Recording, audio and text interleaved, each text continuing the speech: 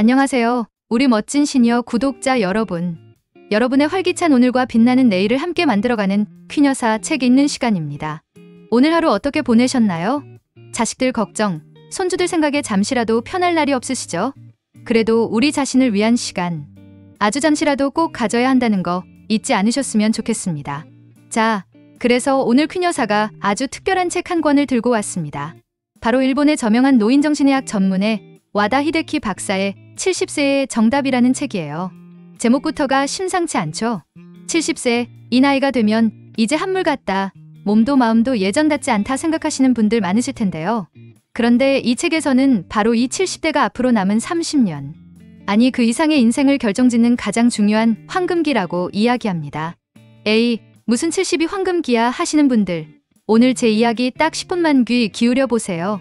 어쩌면 오늘 이 영상이 우리 구독자님들의 남은 인생을 병원 신세 지지 않고 자식들에게 아쉬운 소리 안 하고 두 발로 꼿꼿하게 내 삶의 주인공으로 살아갈 수 있는 아주 중요한 전환점이 될지도 모릅니다. 이 책의 저자인 와다 히데키 박사는 30년 넘게 6,000명이 넘는 노인 환자들을 돌봐온 그야말로 노인 전문가입니다. 그가 수많은 어르신들을 만나면서 내린 결론이 뭔지 아세요? 바로 70대는 노화와 싸울 수 있는 마지막 기회이자 인생 후반전을 가장 멋지게 꾸밀 수 있는 최적의 시기라는 겁니다. 많은 분들이 70이 넘어가면 이것도 안 돼, 저것도 못해 하면서 할 수 없는 것들만 세워보며 한숨 짓기 쉽습니다. 하지만 와다 박사는 정반대로 이야기해요. 할 수 없는 일을 한탄하지 말고 아직 할 수 있는 일에 집중하고 그것을 찾아 즐기는 것이 바로 70세의 정답이라고요. 생각의 방향을 살짝 바꾸는 거죠. 이제 등산은 힘들어가 아니라 아직 공원 산책은 충분히 할 수 있지, 이렇게요. 기억력이 예전 같지 않아가 아니라 어제 본 드라마 줄거리는 생생하게 기억나는데 하면서 말이죠. 왜 70대가 중요하냐? 이 시기에 신체 기능이나 뇌 기능을 어떻게 사용하느냐에 따라 80대, 90대의 건강이 완전히 달라지기 때문입니다. 우리라 쓰지 않는 근육이 순식간에 사라지는 것처럼 뇌도 쓰지 않으면 그대로 굳어버려요. 이걸 비사용 증후군 디슈 신드롬이라고 합니다. 즉, 70대에 나는 늙었어라며 모든 것을 포기하고 집에만 가만히 있으면 정말로 몸과 마음이 급격하게 늙어버리는 거죠. 반대로 70대에 조금이라도 더 움직이고 새로운 것을 배우고 사람들과 어울리려고 노력하면 우리의 뇌와 몸은 거기에 반응해서 활력을 유지하게 됩니다. 이것이 바로 와다 히데키 박사가 말하는 70세 정답의 가장 큰 핵심입니다.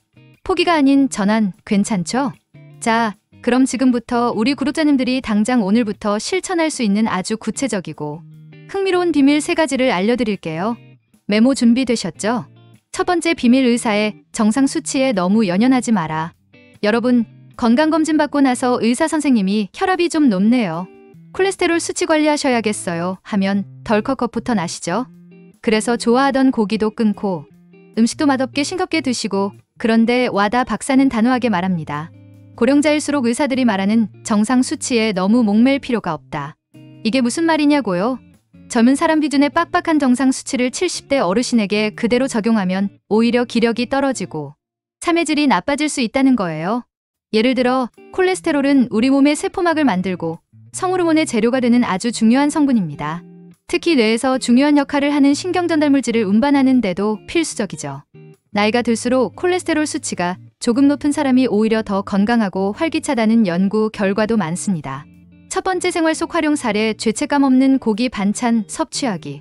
소고기, 돼지고기, 닭고기 같은 붉은 고기를 드셔보세요. 기름기 때문에 걱정하지 마시고 맛있는 양념 불고기나 담백한 수육으로 단백질을 보충해주는 겁니다. 근육이 빠져나가는 것을 막아주고 몸에 활력을 불어넣어줄 최고의 보약입니다. 두 번째 생활 속 활용 사례, 국물 한 숟갈의 행복. 혈압 걱정에 국이나 찌개 국물을 싹 피하셨다면 이제부터는 맛있게 한두 숟갈 정도는 즐겨보세요. 라면, 국물도 마찬가지. 물론 매일 벌컥벌컥 마시라는 건 아니지만 이거 먹으면 큰일 나라는 스트레스가 건강에 더 해롭습니다. 맛있는 음식을 즐겁게 먹는 것이 최고의 정신건강 비결입니다.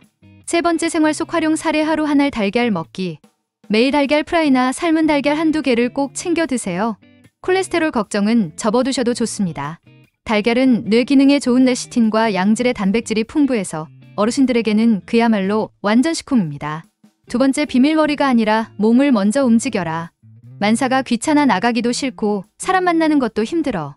70대가 되면 이런 의욕 저하가 자연스럽게 찾아옵니다. 뇌의 전두엽 기능이 조금씩 떨어지기 때문인데요. 이럴 때 의욕을 내야지 하고 마음만 다그치면 오히려 더 스트레스만 받습니다. 와다 박사의 해법은 아주 간단합니다. 마음이 내키지 않아도 일단 몸부터 움직이라는 것. 억지로라도 화장을 곱게 하고 제일 아끼는 예쁜 옷을 꺼내 입어보세요. 그러면 신기하게도 기분이 한결 나아지고 밖에 나가고 싶은 마음이 스멀스멀 올라옵니다. 행동이 감정을 이끄는 거죠. 책에서는 매일 우유를 마시는 사람보다 매일 우유를 배달하는 사람이 더 건강하다는 아주 재미있는 비유를 듭니다. 그만큼 움직임과 역할이 중요하다는 뜻이죠. 첫 번째 생활 속 활용 사례 동네 한 바퀴 도장 찍기. 매일 아침 정해진 시간에 일부러 집을 나서 보세요. 목적지는 아파트 단지 한 바퀴도 좋고 동네 슈퍼마켓도 좋습니다. 마치 출근 도장을 찍는 것처럼 매일 꾸준히 하는 게 중요해요. 일부러 조금 더 먼 가게에 장을 보러 가거나 엘리베이터 대신 계단을 이용하는 것도 아주 좋은 행동 처방입니다.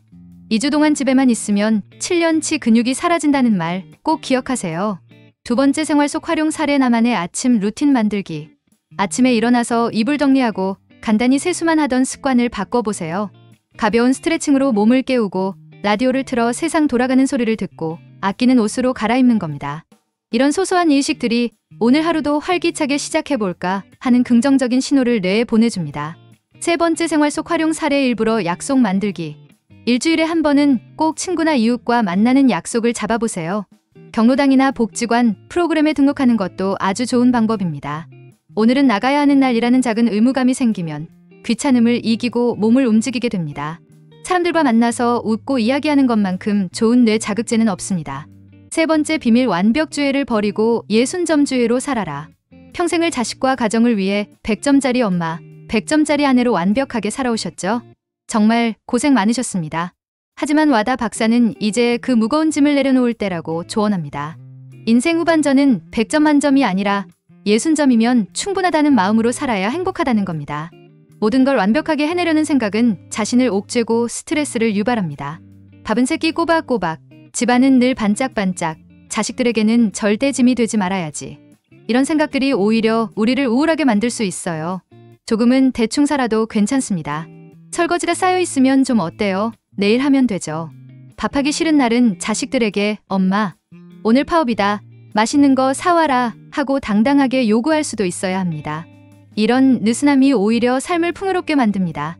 첫 번째 생활 속 활용 사례. 과감한 외식과 배달 음식 활용하기. 어르신이 무슨 배달 음식이냐는 생각은 금물. 요즘은 건강하고 맛있는 음식들이 집 앞까지 배달됩니다. 밥하기 귀찮은 날, 특별한 음식이 먹고 싶은 날 과감하게 전화기를 드세요. 자식들에게 시켜달라고 해도 좋고요. 삼시세끼 밥상 차리는 부담에서 벗어나는 것만으로도 삶의 질이 확 올라갑니다. 두 번째 생활 속 활용 사례. 어질러도 괜찮아. 매일 아침 저녁으로 쓸고 닦고 청소에 너무 집착하지 마세요. 조금 어질러져 있어도 괜찮다는 마음의 여유가 필요합니다. 그 시간에 차라리 좋아하는 드라마를 보거나 친구와 전화통화를 하는 것이 정신건강에 훨씬 이롭습니다. 청소는 일주일에 한두 번 날 잡아서 하는 것으로 충분합니다. 세 번째 생활 속 활용 사례. 못해도 괜찮아. 뻔뻔해지기. 예를 들어 스마트폰 사용법을 배울 때 잘 안 된다고 금방 포기하지 마세요. 나는 나이가 많아서 안 돼가 아니라 자꾸 까먹는 게 당연하지. 그래도 또 배우면 되지 하고 뻔뻔하게 생각하는 겁니다. 손주나 자식들에게 몇 번이고 다시 물어봐도 괜찮습니다. 배우려는 노력 그 자체가 중요한 것이지 결과가 완벽할 필요는 전혀 없습니다. 자, 오늘 와다 히데키 박사의 70세의 정답을 통해 알아본 3가지 비밀 어떠셨나요? 첫째, 의사 말에 너무 겁먹지 말고 내 몸의 소리를 믿으세요. 맛있는 고기, 달걀 즐겁게 드시면서 기력을 보충하시고요. 둘째, 귀찮아도 일단 몸부터 움직이세요. 예쁘게 차려입고 동네 한 바퀴 산책하는 것만으로도 하루가 달라집니다. 셋째, 완벽주의는 이제 그만 60점이면 충분합니다. 조금은 대충, 조금은 뻔뻔하게 살아도 괜찮습니다. 이 책의 핵심은 결국 하나로 통합니다. 나는 늙었다는 생각의 감옥에서 스스로 걸어 나오는 것. 70세는 끝이 아니라 새로운 시작을 위한 전환점입니다. 지금까지와는 다른 방식으로 오롯이 나를 위해 살아갈 수 있는 자유와 지혜가 생기는 나이죠. 우리 구독자님들, 오늘부터 당장 70세의 정답을 실천해보시는 건 어떨까요? 나는 아직 건강하다. 나는 아직 뭐든지 할 수 있다고 매일 아침 거울을 보며 외쳐보세요.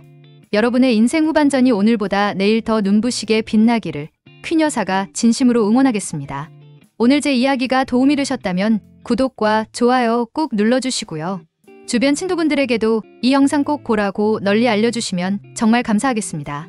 댓글로 오늘부터 실천해보고 싶은 다짐을 남겨주시는 것도 대환영입니다. 그럼 저는 다음 주에 더욱 유익하고 재미있는 책 이야기로 다시 찾아뵙겠습니다. 그때까지 모두 건강하고 행복하세요. 안녕.